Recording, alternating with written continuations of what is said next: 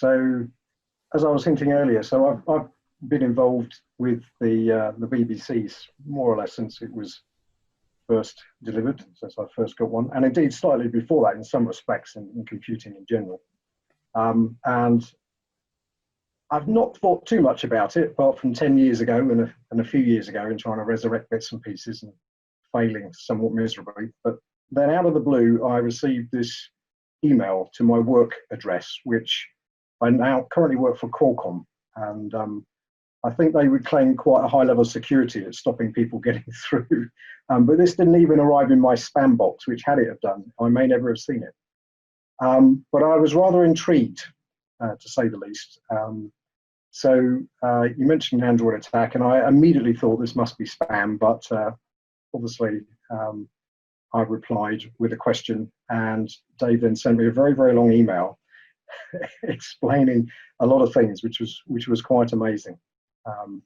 And he also attached this picture, which I saw before I read the email, and I thought, right, who do I recognize on here? And I thought, oh my God, it's been 30, if not 40 years ago. And I thought, I don't recognize anyone on there. What is this about? And so I read the email again, and you mentioned a T-shirt, and I had to take a double take. I couldn't quite believe it. But Dave obviously liked Android, or at least he got a T-shirt made. And my goodness, that was a great surprise, I have to say. And the email went on to say that captivated by the artwork, at least, of Android, and the game as well, I understand. A book was made, which again absolutely amazed me. I didn't think any of this existed at all, so I was really overjoyed to see all of this. And this book is there. I don't know if anybody's seen it, but it's full of interesting artwork from many different games. And so I thank David a lot for getting through to me and sharing this with me. It's been a great surprise. And even more of a surprise is what he sent me just yesterday. Which on the back of his, I suppose, like the game and indeed the artwork, he asked me if we could make a copy of Android and perhaps even a second version of it. And I explained to him that, well, I had some discs and I did have a second version of it, and I never sold it. But it was on my discs that I can't read. And so I then, with agreement from Dave, we shipped off 40 of my discs. I don't think he quite anticipated that, but to Daniel. I'm not sure if Daniel is on the line. I don't know, but I pity Daniel having to go through all those and download what he can. But one of those discs, I hope, somewhere on it has got this second version of Android. And I remember very little of it, to be honest, but I think there were things like the ability to go from one side of the screen to the other, perhaps some different screens, different screen colors, I'm not sure. But I would be so fascinated if we were able to resurrect that and indeed get the source code for this and indeed all the other games, because there's some interesting code there that I haven't seen for a very long time. And it also, worth pointing out, I haven't done this for a long time, so please ask any questions, but please don't be surprised if I've forgotten it all, because it was such a long time ago and I haven't had any source code to sort of flick through to remind myself of anything. So I in some respects, feel like a beginner, and especially listening to some of your conversations, it's amazing what you guys have to do with the Beeb. I'm really touched that this is still going. It's quite shocking. So Dave then said, right, okay, would I mind going and sort of putting together a few slides that sort of describe, I suppose, the journey toward, around the BBC and sort of how I got there. And so I have no idea what level to set this at. I haven't met any of you guys, so if you all fall asleep, please shout or prod yourself and get me moving. Otherwise, we may be here forever. Anyway, let's go. So for me, technical things started back in the early 70s as a child. I'm not going to dwell too much on this, by the way, but there is a reason I brought this Lego in here, which you'll see in a minute. But I had a lot of technical Lego, and I guess I've always been sort of technically minded. And so Lego was a great passion of mine as a young child. And I dare say to some of you guys. This was certainly before computers were available. But it kind of got my mind thinking in a sort of logical way, which I think ultimately helped me. Now, it's worth pointing out that my father worked for Marconi, and he passed away 4 or 5 years ago. And as I was going through his slides, I discovered this slide in the middle. And I guess as an early, let's just see if I can get a screen pointer going on here.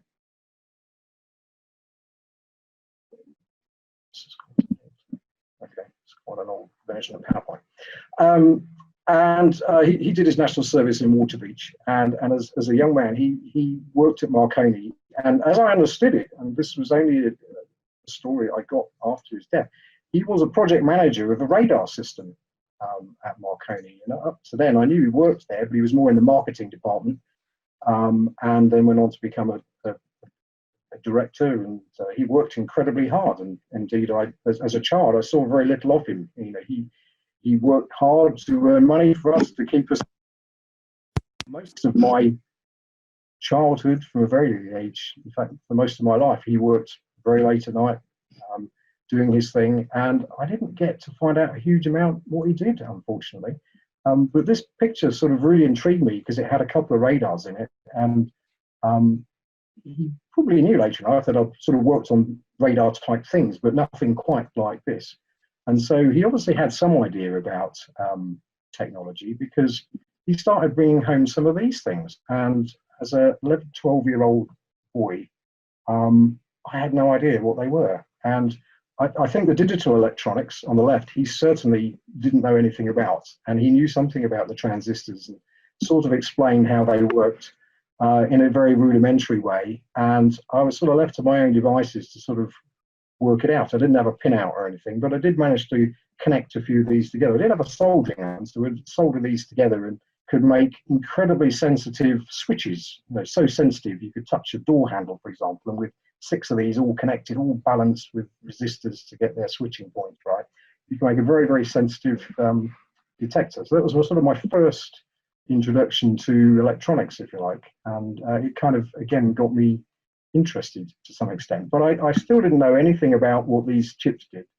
And then one day, this book arrived, and this got me very interested, because it suddenly told me that, you know, with applying 5 volts and ground and a couple of inputs and outputs to these devices, you could do some simple things.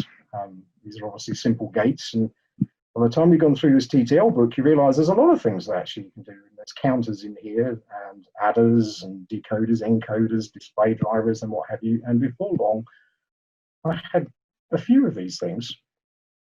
And I then discovered, probably through a magazine, I'm not sure how, but I discovered Watford Electronics. And occasionally we'd go into Watford, because we lived near Watford, and I would spend my pocket money on these chips.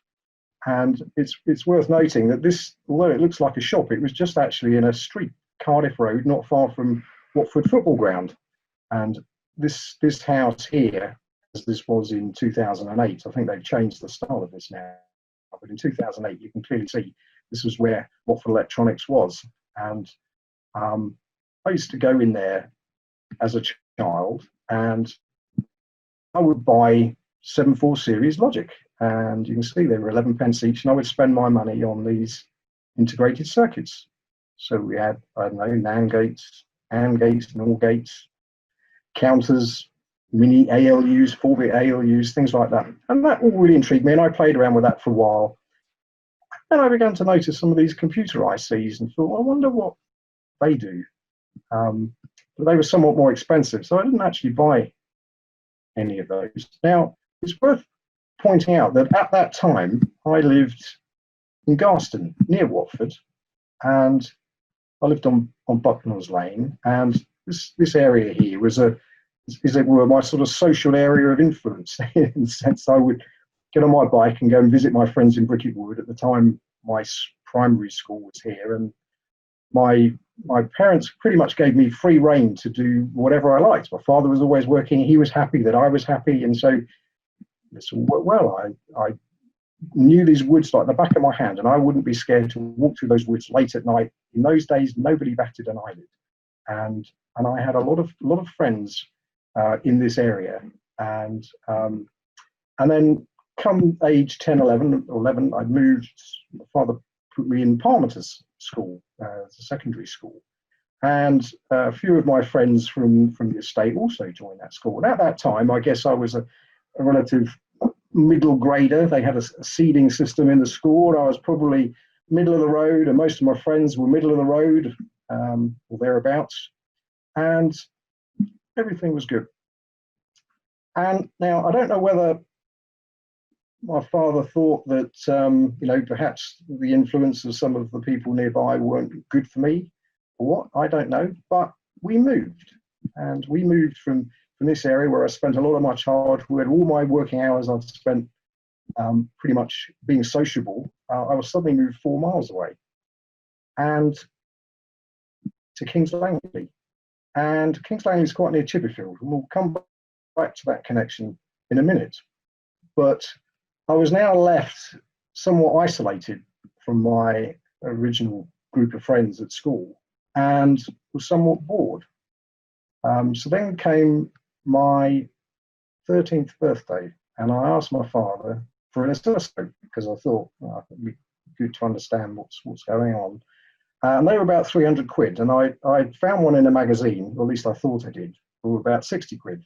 I had a look for it in all the archives, which is one of the things that you can do nowadays, but I couldn't find one for 60 quid, but they were £300. Now, whether my father knew that was never going to be a good investment or not, I don't know. But anyway, so if I say on my birthday, rather than get an oscilloscope, I got one of these things, which was a RAM chip that I wanted. And I thought, okay, what am I going to do with this?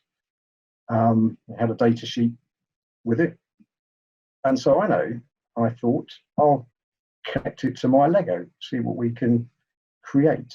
And so, so with 7/4 series logic, you can make an oscillator by jamming the output of an inverter gate, a Schmidt trigger inverter with the capacitor and resistor. And of course, I had no oscilloscope, so I didn't really know how fast this was going. But if you connect it up to a counter, and then perhaps another counter, and another counter, and then an LED, you can see how fast the LED is going and work backwards, work out roughly how fast it's going. And then if you have a number of these counter chips all counting away, that can be an address into the RAM. And then I picked up a keyboard from a jumble sale. So this is a picture I found on the internet, which is similar to how it looks. I think I had quite a few ICs on here, but suffice to say, we have a mechanism to address a RAM and codes that we could save, so we could program it and play back. And with my Lego, I built this little forklift truck that could go backwards and forwards, and the arm could go up and down. And this was all quite exciting at the time. And I think I got to the point where I could move the forklift truck forward, pick up something, move it forward, put it down, come back, and then bring it back again, and then record it and then play it back. And I thought this was all very interesting, but I suppose somewhat limiting because I couldn't turn the Lego; it can only go forwards or backwards. That was quite interesting. But then I thought, okay, so what else can I do with this RAM? By the way, if there's anyone's got any questions, please feel free to chip in. What else can I do with this RAM? I thought. So we had a black and white television, and I thought, wouldn't it be an idea if I could somehow get an image of that RAM on the television?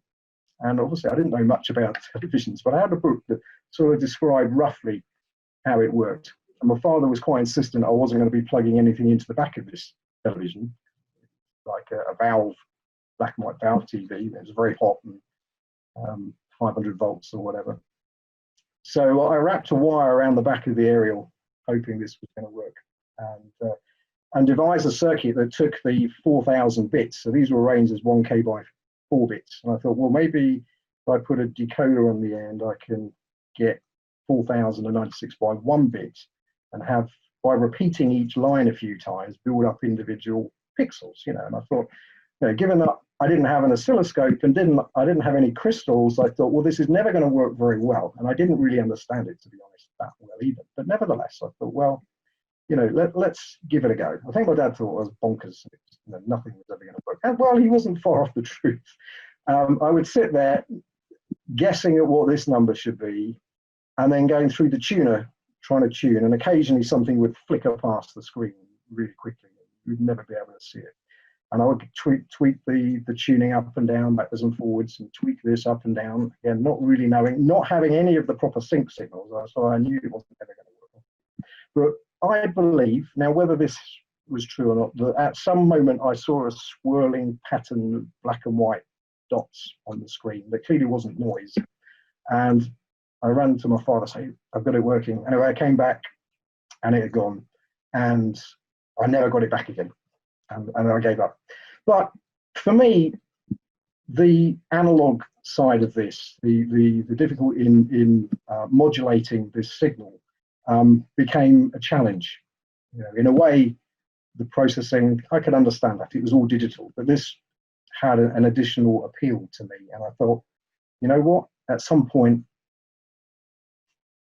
you know, this is something I will do, you know, make chips for a living. And, you know, that effectively has come to pass, you know, and so my hobby, which, you know, I did a lot at that age, I effectively still do. So, you know, I'm kind of very grateful for that. Then, roughly at the same time, my school bought a computer. And so whilst at home I was playing with my electronics, at school this computer arrived, and my first thought was, great, a computer. I should be able to ask it any question and it will just tell me the answer. What an amazing machine. And so a few people were kind of interested in this. It was put in a computer room. Of course, the teachers didn't know anything about it, so we were left to sort of work out how it worked. And, you know, I duly got it and asked it a question, and very, very quickly realised that it wasn't going to tell me any answer. It wasn't going to tell me any more than I already told it. So my initial thought was, well, what good's that? But then a few of us started playing around with it, and we started doing a few things that raised a few teachers' eyebrows. And they began to think, well, what are you doing? Where did you get that from? And I began to realise that actually we were creating things. You know, we had little 3D graphics that were rotating with some hidden line removal using, in fact, we were writing, I think, basic and some assembly code, and there were a few of us who were quite into this. And it turned out that this became an obsession to the point we would get to school early, a few of us, and during school, every break, if we could miss any lessons, then we would. This was at a time when we were just before O-levels, actually, so we hadn't started our O-levels, so we had a little bit of spare time. But pretty much every moment of our day, we were glued to this thing. And then the Beeb came out, and we'd heard about it, I think, in the end of 81, and so sometime, I'm not exactly sure, the early 82, a few of us got together, or not got together, we independently got our hands on one. Either we, in my case, I spent all of my money because there's no way my father was going to buy one for Christmas, but I spent literally every single penny I had on one of these things. I kind of knew this is what we needed to do. You know, so yes, the rest of my teenage life was pretty much spent in this room. So remember, we'd moved house, I had no friends nearby. This, in a sense, was a substitute for my teenage years, but there we go, probably well spent, I hope. Anyway, with these other two friends of mine, so this is me as I was then in 1982. So I'm Paul, and this is Oliver and Malcolm, and together we made PaulH software. And we had sort of lashed together a few games at school, not particularly good ones, and now we had our own BBC micros. We thought, right, okay, let's see if we can sell some. You know, let's see what we can do and see if we can, you know, perhaps make some money as a little, you know, sideline. Who knows? And so we copied a few of these games manually onto cassette and photocopied some labels. And I don't even have a copy of this game, but interestingly, when I was looking through some of the games in the archive, I came across a game that was almost identical to this. I couldn't believe even the playing of it. It almost felt like I was playing the same game. It was quite incredible. But I'm hoping that somewhere on one of those discs, when Daniel gets round to it, maybe we'll discover where this went to. But it's somewhat lost at the moment. Anyway, we made 48 copies of these games, and we sold them in this shop in Watford called Computer Plus. And I discovered this advert for Computer Plus. The Computer Plus, I tried to find pictures of it online, couldn't find anything. And my only reference was this in a Bebug magazine. There was only one or two adverts that this company had bothered to place. And when I first put it in, even when I first sent this to Dave, I'd seen the Computer Concepts, and I just assumed, oh, well, it must have been after we'd got involved with Computer Concepts. But just today, as I was looking through it, I noticed it actually referenced the original three of us, which I've never noticed. That was interesting. Anyway, we in that shop, we by chance met this guy called Charles Moore, and in late '82. And rather than writing games for ourselves and printing them, he said, "Look, I'll tell you what, I'll do that for you, and I'll pay you a royalty. How about it?" And we thought about it, thought, well, we're at school, we don't really have much time to do any of this stuff, so why not? And at that time, Charles was living in Chipperfield, which was only a mile up the road. Not that we had to see him that often, but it was kind of coincidental that we ended up, living relatively near him. And as you can see here, Charles did all right for himself. So in '84, he moved here, and I believe so very nice place. And Computer Concepts moved there, and they all, his guys that ended up working for him worked there. But we worked for him sort of in a freelance style, and I guess we were the first. I think the first few people to work for him. This was before 1984. So this was before this. This was when it was in Chipperfield, and he essentially developed Computer Concepts from those early days. So a few months after our Watford Observer appearance, the Observer magazine got involved and did a little piece on us, which was unexpected. So I just recorded that. And these were some of the games that we put together, which I guess you're familiar with. Certainly Android Tech you'll be familiar with. Spacehawks, you may or may not be. So this was 1982 and 1983. I'd like to have gone through some of the source code to talk a bit more about it, but I've largely forgotten about it. But as I said earlier, one of the things that amazes me that some of you guys have obviously put together, I'd be intrigued to know if any of you are here today, but how you can just now click on a link and directly play these games on a PC, I find astonishing. I never imagined that this would be possible. And when a few years ago I couldn't get onto my discs, to know that these games, people had already put them online was very reassuring. I thought, well, at least some of this stuff has been captured. So very grateful for that. And then, so Dave mentioned that you guys have been playing this every few years, and I couldn't quite believe it. And unfortunately, just a few weeks ago, I missed Dave's email, unfortunately, but I can't believe that you were literally playing this game that I had sort of given up on years ago. So I find that quite astonishing. So thank you guys for your interest in all this. It's quite incredible. So I did a few other things after Androids. That was a game, and I think I sort of thought, well, what else is there? And I think Charles in Computer Concepts was keen to move out of games into more utilities and word processing packages and things like that, which is obviously something he did. And so he wanted to move more into the business side of things. And so he got us to think about other things that we could do. And Oliver, so this was a picture of him at university, I believe. And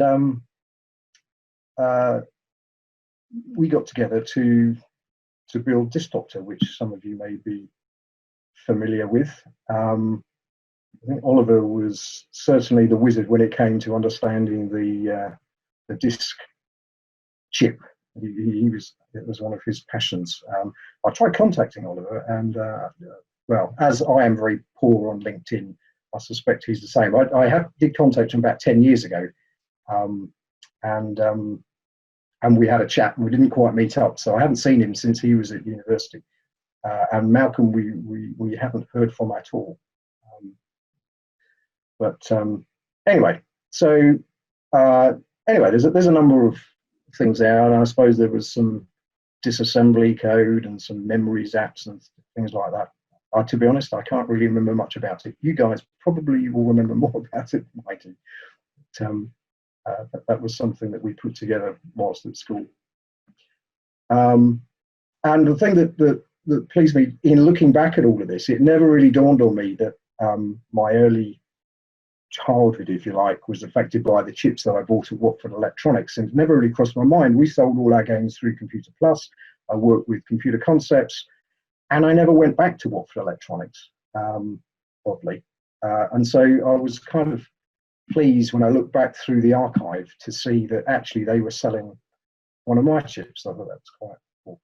I say one of my chips, the software, one of the chips that they were selling. So I thought that was quite good. I never really thought that they would have done, but they did.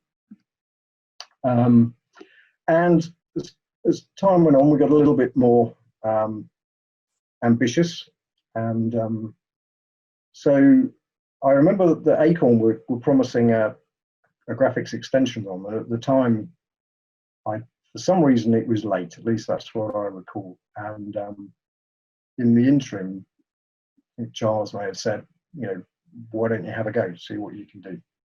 So I did, but I can't remember much about it. So I do have a leaflet. So this leaflet I had and kept. I don't know if this was. I don't know if this has been copied before, but somewhere on one of those discs that I can't read must be all of the original source code that created all these things. So it would be quite interesting if we could get that back. I'd be interested to see that running again.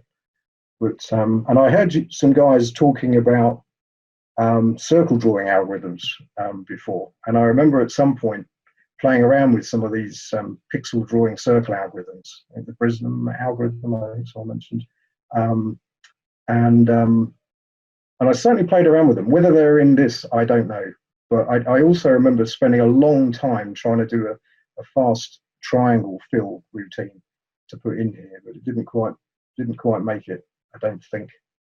Almost got it, but didn't quite arrive in time for this. But somewhere on one of those discs will be a fast triangle fill routine, which is a bit fiddly, but interesting at the time. Anyway, so I tried to contact Malcolm, but unfortunately, he passed away at the end of last year, and so I hadn't seen him since university. So that was a bit of a shock, to be honest. But I remember having some good times with Malcolm. But curiously, he in finding this picture here, it was attached to a link, and in the link was his memorial service. And it turned out that, and I didn't know any of this. In fact, I found out more about Malcolm through this memorial service than I ever knew, because he it just turned out, he had a broken home and moved around in various places. And then, obviously, what I didn't know during his recent life is he had done a lot of work with children's charities around the world, and he travelled a lot and joined a church and became a musician and done a lot of things. And in his memorial service, POM Software got a brief mention, so that was quite touching. But anyway, sadly, Malcolm is not with us anymore, which is a great shame. But he helped me write printmaster, and again, I remember very little of it, to be honest. But and he wrote some of the one or two of the games in Games Galore as well. Which so somehow I'd like to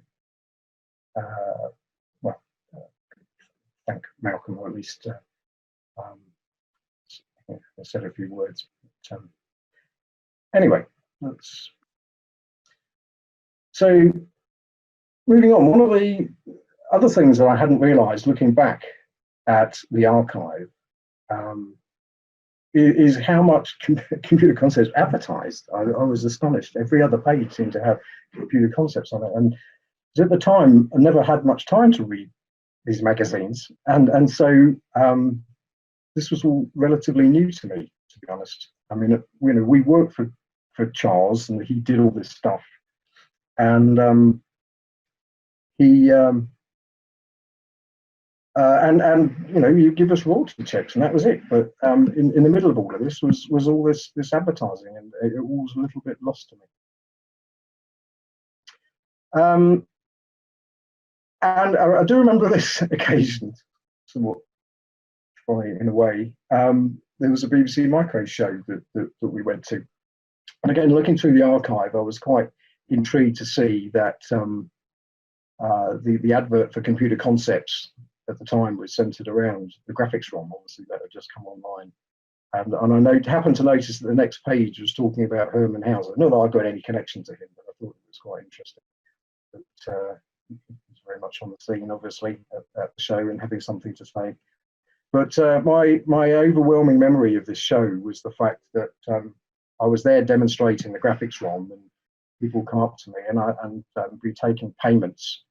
Nobody had showed me how to use the swipe machine that you use for credit cards in those days. And so somehow I managed to get it wrong. And every single one that I sold, effectively, I was giving it away, and I had no idea. And the other thing I've discovered was a thing called Pigman, which I don't know if anyone knows, but somebody had managed to install it on one of the computers such that when you turned it on, Pigman came up, which was somewhat hilarious and embarrassing. Anyway, around 85, sort of finished school, started university, and I had a year off. And it was I had to choose a placement to go. Only I left it so late that there was literally only one place in the whole country that I could go for my placement. And it turned out to be Marconi Defence Systems in Istanbul, the very place where my father worked. And this was not by any kind of choice or design. It was Hobson's choice. That was it. That was where I was going. And so be it. And off I went. So straight from school. And my first placement, I got to play around with some pretty interesting stuff.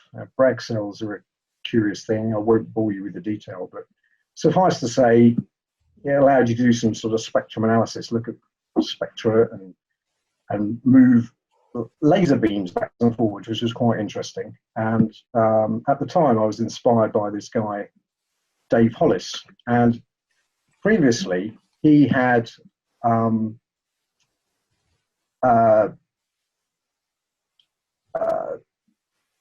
previously my work had all been rather ad hoc. So everything I designed before was all very, how should we say, random. It wasn't designed. It was just put together, and if it didn't work, fiddle something until eventually it worked.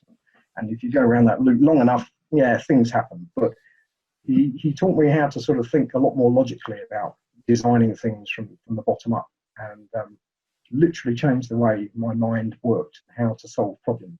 So I'm rather grateful to Dave, and I have no idea where Dave is. I did try and look him up, but couldn't find him. This was me at college in 1989, playing with oscilloscopes and things like that in the lab at university, which was kind of fun for a while. And whilst I was at university, and I'd forgotten this, I thought I didn't do anything during university, but clearly I did, because this was 1988, and so during this period, Um, I worked with another guy, and I'm not even sure if I ever met this other guy. But I discovered a letter that from Computer Concepts, because, of course, at that time I had no phone at university. There was no internet.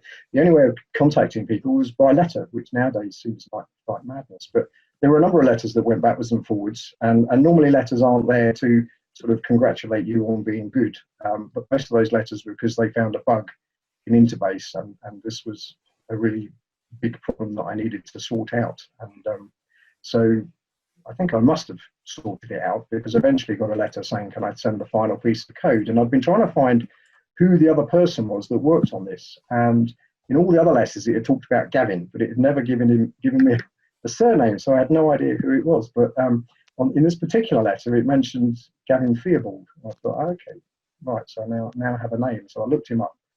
And indeed, he mentioned Computer Concept. In fact, his name came up twice with Computer Concept. So once in a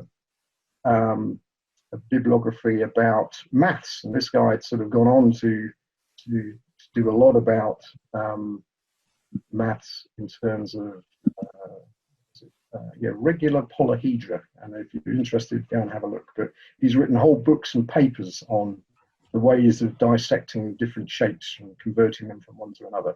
Obviously, that was his specialist subject. But the other interesting link that came up associated him with Jeremy Rushton, which is a name I'm sure most people recognise. And there's another name, Philip Martin, that I don't recognise. Anyway, I'm not even sure if I ever met the guy. It was an interesting arrangement. I was at university. I sent him the sort of engine for the Interbase, which was essentially all the database functionality. And I believe he wrote all the language that sat on top of it. And probably wrote the language that connected Interbase to Intercalc and into Word and all the rest of it that ultimately went on.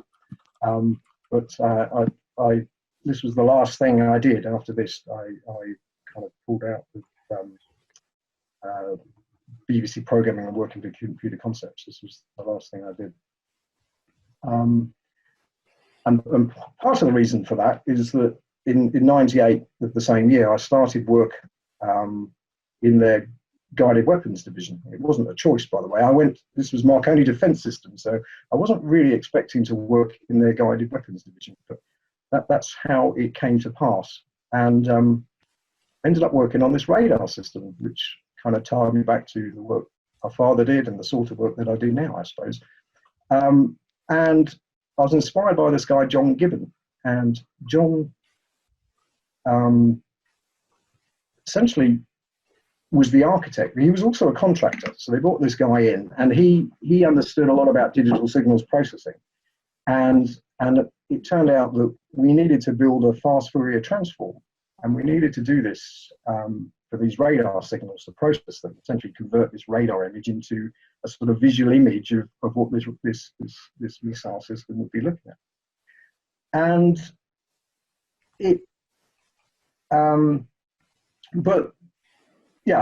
initially, because I was pretty much from school, only done a year at university, didn't know anything about Fourier transforms. They got me copying circuit diagrams, which the reason I mention it is interesting because my mother worked at Marconi many years ago, and her job was copying blueprints. And so I thought that rather ironic that I'd been asked to come in and copy circuit diagrams. And I thought, well, I think I could probably do a bit better than that. So I suggested that maybe I should do some digital design. And initially, the guy in charge didn't think much of it, but John could see that maybe I could do something. And in the corner of the room was a BBC Micro. And I thought, well, I could program the BBC Micro, and no one else could. It was just sat there doing nothing. And I said, well, why don't we have a go at seeing if we can sort of model this FFT on it? Maybe I can understand it. Anyway, so working with John Gibbon, he explained how it all worked and sort of developed a model of this FFT. And then indeed this went on, and we modeled pretty much the whole of the system and how this thing was going to work. And then it turned out, came in one day after about a month or so in this placement of 3 months, and John Gibbon was there, and his contract had come to an end and he'd gone. And all of a sudden the guy at the top said, right, well, we've lost John and we've got your simulation code. And you say, something about digital electronics. So can you go and put it all together for us and finish off John's work? And so that meant then using 7.4 series logic. And whilst I don't have a picture of the actual circuit board, this was very similar to the sort of thing that we came up with. It had a TMS 320 processor sort of controlling it all, but the actual FFT itself was built out of 7.4 series logic. We had a multiplier chip, I remember that, with all of the address lines and the address sequencing and the control logic had to be done in 7.4 series logic. We didn't have programmable gate arrays in those days. It was all fundamental stuff. And that was back in 1988. And I still have, amazingly, the mug that I was given. And I've never really considered it until I was asked to do these slides. And for many years, I thought this brimstone thing had been dead. And then a few years ago, I sort of heard about it. And indeed, doing the research for this, I discovered a book. Someone's written a book about it. And I'm not quite sure where the monkey came from, but it wasn't entirely clear whether these circuit boards are actually from the missile. It's not clear. But the book does go on to describe how it works, and it shows all the Fourier transform analysis and how it connects with the radar, which is all very interesting. But one thing I'd only really discovered today is that it turns out this was the eventual missile that was created. And if you look online, it will tell you the development started in '96. So it's not necessarily clear that what was developed here actually went on to make this. I don't actually know. But one thing that struck me was the similarity in the picture that you see in the mug and the actual final shape of the missile. It's uncannily the same. I don't know if there's any significance to that at all. I don't know, no idea. But anyway, it was great fun doing this. I was only there for 3 months, so I never actually saw it working. But there we go. It sort of connected the sort of digital world, the 7.4 series world, developing processors, but it also gave me a new way of thinking about digital signals processing, and that's something I've sort of carried on beyond the work that I've done with BBC and indeed at Marconi. So a couple more slides. So in summary, this is essentially what happened to my teenage years. My life got converted to magnetic media, which is now with Daniel, and Daniel hopefully is going to recover some of this. And I noticed there's one here called FFT, so I'm kind of curious as to whether that's going to be this code from Marconi. But I also took some of the ideas of that FFT. That was written in BASIC, but I then wanted an FFT that worked in real time because I had an idea about doing some audio processing, but slow FFT wasn't going to cut it. So I set about doing a fast FFT, but FFTs require complex multiplications, which is not something the 6502 was particularly good at. So I do remember building a ROM, or maybe it was in RAM, and downloading a massive lookup table, and essentially doing 12 or 16-bit multipliers. I can't remember. I think they were 12-bit signed numbers. I'm not certain, but I remember having big lookup tables and combining a whole pile of adds to do this in real time. And so hopefully on one of these disks will be essentially it's a sound to light program. So you play sound into the beep, and different objects would flash at different rates in time in the music, and then time with the beats and things like that. So I'm hopeful that we might be able to recover that, and I should be very thrilled if we ever get that working. So I look forward to that. But anyway, I'm sure most of this is rubbish, and one or two of these discs have got hopefully some of the Android source code on. That would be interesting to see. But, I don't know if it comes off, it comes off. But if not, well, we tried. And I thank Daniel and Dave indeed for sort of giving me this opportunity to have this walk through memory lane, which is essentially what it is. It's been quite amazing.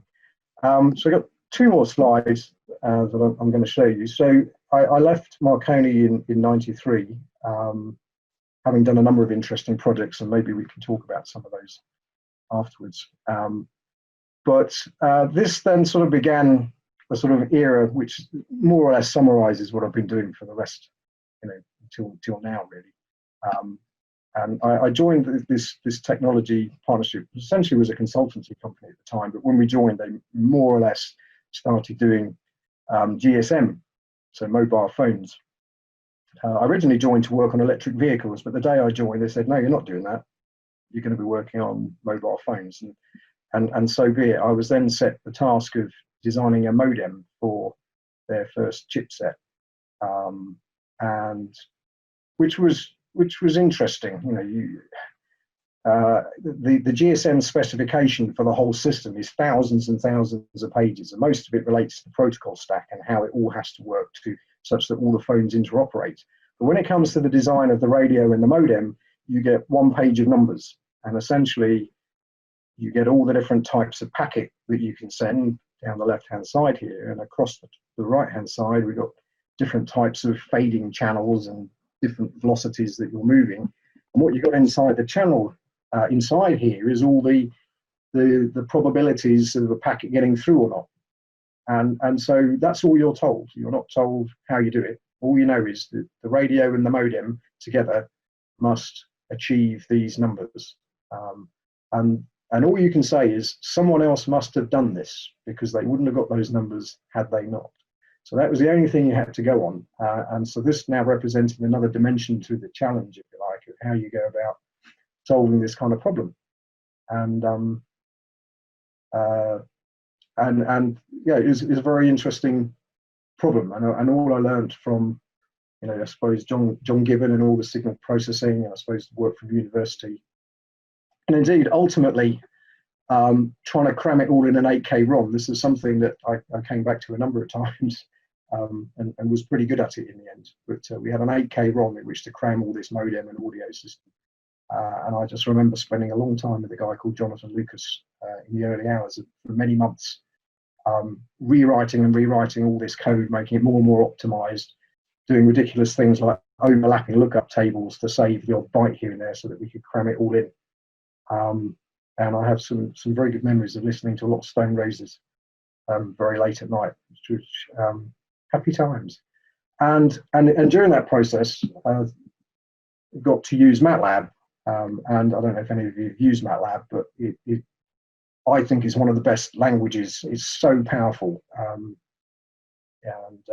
you can get to do so many things in just one or two lines. You know, every variable is like, it can be a matrix, a single value, multi-dimensional matrix. A times B will do all of the different combinations of all the multipliers you need to do to multiply the matrices A and B together and give you results very, very quickly. There's Fourier transforms, plotting, and all the rest of it. And it's a world that sort of takes maths and makes it very visible, and it allows you to simulate complicated systems. And essentially, that's what I did then, and in various forms over the years. Pretty much, although the theme may have changed from modems to processors and GPS and what have you, and I now work full-time in Bluetooth at Qualcomm, but it's all been about modem design or working with radios and doing the digital signals processing with it, and yeah, it's been very enjoyable. And that is all I have to say for the time being. I hope I didn't break up too much within that. But anyway, thanks for the opportunity of sharing that with you. Thank you. What were the roles of the PaulH group when they started? What portions of the programs did each take responsibility for? That's a good question. So so certainly with Disc Doctor, Oliver had a passion for interfacing to the chips. I think he described it as bashing the disk controller was a term he used, which meant nothing to me, but I guess it meant programming it in some way. Or maybe he meant bashing the heads of the disk against the disk. I don't know, but yeah. So in that case, he would be doing all the low-level stuff, and I think I did the sort of high-level, the memory zap routine, the disassembler, the decoding of the command parts of it. So I remember doing those bits. With the print master, I'm a little bit more sketchy, but I would guess we might have had a similar split. Maybe Malcolm did the low-level interfacing, and maybe I did the higher-level stuff. Thank you for that game, though. Wonderful game. And, of course, Disc Doctor, another wonderful product. Oh, I'm glad you used it. I'm glad I'm speaking to people who sort of appreciate it. Obviously, most of my life, I work with people younger than me who've never even heard of the Beeb. So, you know, it's not a conversation I have very often, but occasionally I do come across people of my age and we talk about these things. And it's occasionally, you know, if they've used the Beeb, they've probably heard about Disk Doctor, even if they haven't used it. But it seems to be fairly prolific, I guess. To be honest, I never really used it. You know, it's when you're developing stuff, I don't know, you're sort of focused on doing that rather than I don't play many games particularly. I had loads of games. A lot of the discs there were full of games, but I don't really remember playing them. Yeah. Although I played Chucky Egg a lot and Planetoid. There you go. I really enjoyed those two games in particular. Yeah, well, I'm in Canada, so you can imagine how many Beebs I get to see here. Yeah, I bet. Yeah, not many. Not many. Well, it's good that you're joining this. It's amazing. Love it. Worldwide. I'm even more astonished. Yeah, my jaw hasn't stopped hitting the ground. You guys are still playing with this stuff. It's amazing. Hi, Paul. I'm one of those guys who makes BBC games now. Oh, really? Okay, Yeah. Actually, amazing. there's one of the guy who's talking later. He's very much into bashing the disk controller as well. So, Right, okay. Yeah, I have kind of a mirror and a similarity to you. I work for Imagination, so we're kind of on the GPU side, kind of bashing the Qualcomm. Yeah. But I live in Chipperfield and work in Kings Langley. No way. Yes, but I write my BBC games in Chipperfield. That is incredible. I don't believe it. Right, so imagine, because that's, yes, because yes, so now you mention it. Yeah, that is one of the companies on there's a little science park, isn't it, near the station? Is that right? Yeah. If I recall, yeah? Yeah. Okay, yes, I remember seeing a number of job adverts over the years, thinking, oh, Kings Langley, I could go and live there. Well, there you go. That's a small world, isn't it? Incredible. Yeah. Wow, yeah, well, yes, well, my mother still lives there, obviously, so I haven't seen her for a while, but yeah, so you live in Chipperfield. Whereabouts in Chipperfield? I don't know what landmarks would still have been there when you were there, but if you come up from Kings Langley, it's the first proper road on the right. There's like a crossroads before you get to the actual crossroads. There was a garden centre. Yeah. We live opposite the back entrance to the garden centre, which they're about to knock down and build houses. Oh, right. What a surprise, yes. Yes, what a surprise. Oh, well, that is incredibly, small world. Well, so what, and have you been involved in the BBC since it was first conceived? How? Yeah, I didn't get anything published back in the day. A friend Gil, who wrote Repton 1 and 2 for the Spectrum, ported those. Okay. We got a game signed with Tynesoft, but he moved to university at one end of the country and I was at the other. And obviously cooperative programming without the internet is not as productive. So no, yes, I know about that. Yeah. Oh, well, very good to meet you. That's very interesting. And thanks for the talk. Well, yes, I don't know. Wasn't really sure what level to aim it at, but hopefully it was okay. That's great. Could have done with more assembler, maybe. Well, if I had my discs, I would love to have gone through it. Maybe there's an opportunity for another one, maybe, when I get some of my code back. Yeah, it's a bit hard talking about that kind of stuff when I have no memory and very little information apart from what I can get, from magazine adverts and things. But there's an incredible amount of information out there. I had no idea. I really didn't. Well, I'm glad you found us, or Dave found you, one way or the other.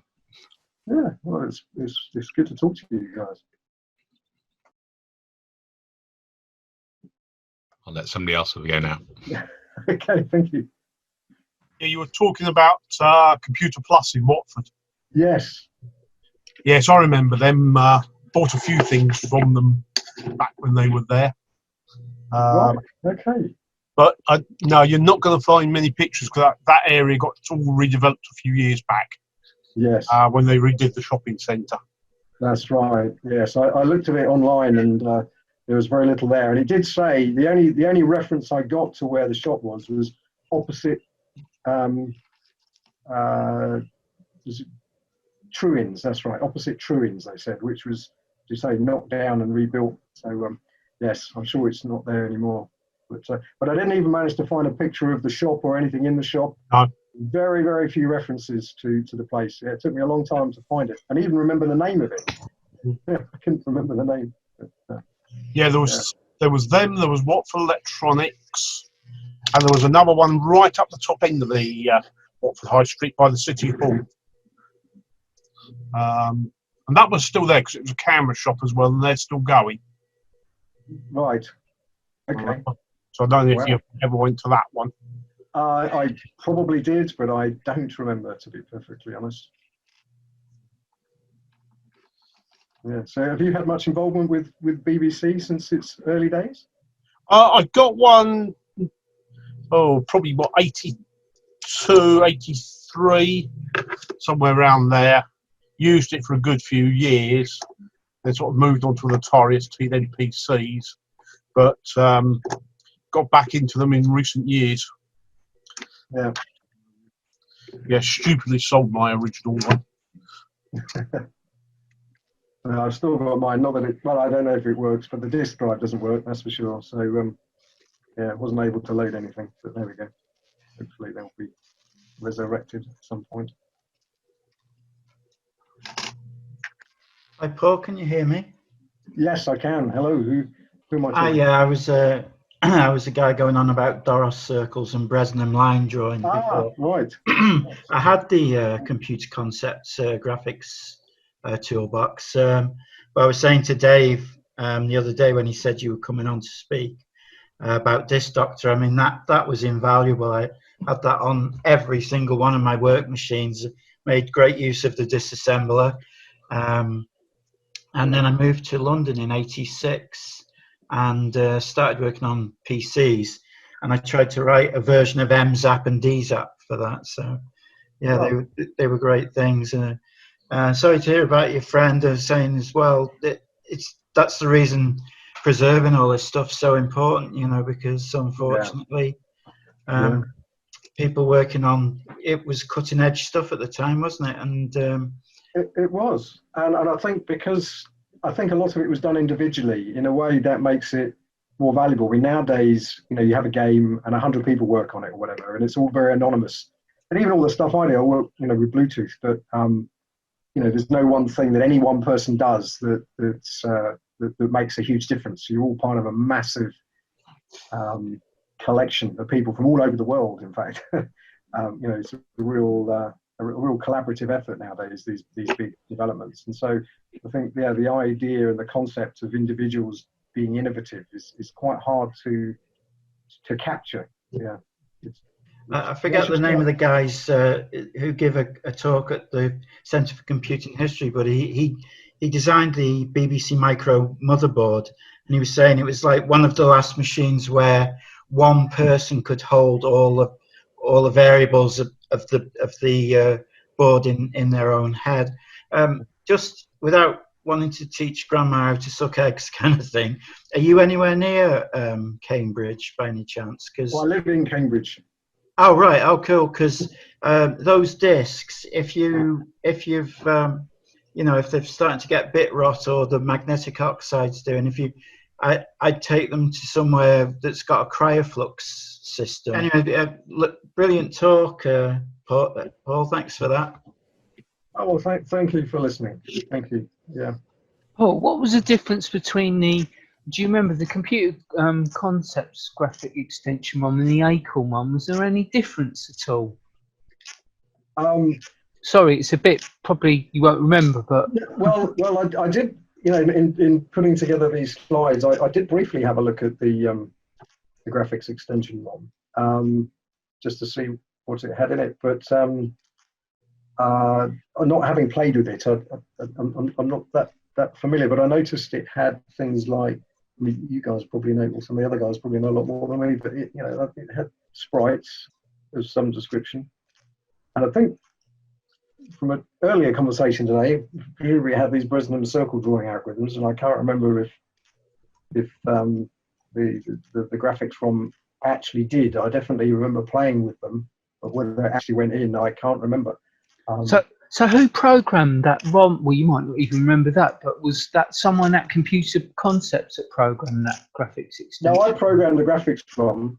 You did? I beg your pardon. Right, okay. Right. I thought, sorry, I misread it. I thought you did programmed all the pictures for it in the adverts, but you actually programmed the ROM, right? Blimey.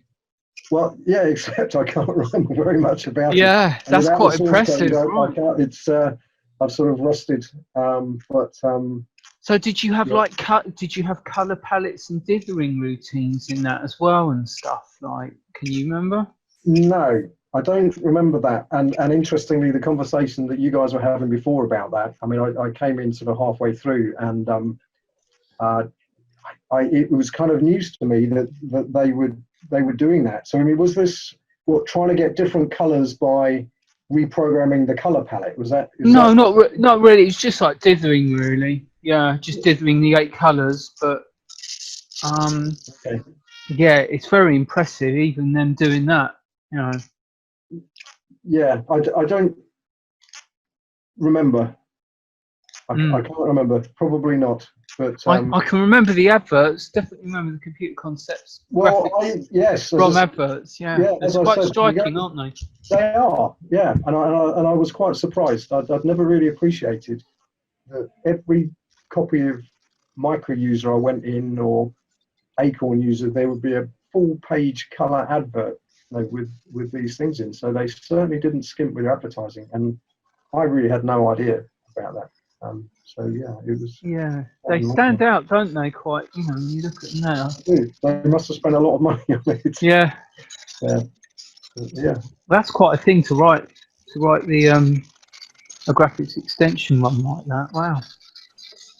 Well, yeah, thank you. As I say, I couldn't even tell you if there was. I suspect bits of it were assembly code. I definitely remember writing some bits like that, but whether, I don't know. I'd have to wait until I get the ROM back to see how complicated it actually was. I really can't remember. I know. I mean, looking at the brochure, I mean, it had all these patterns and text at different angles and things like that. So, but whether it was just doing it 1 pixel at a time relatively slowly, or whether I'd actually made an effort to do it quickly, I don't know.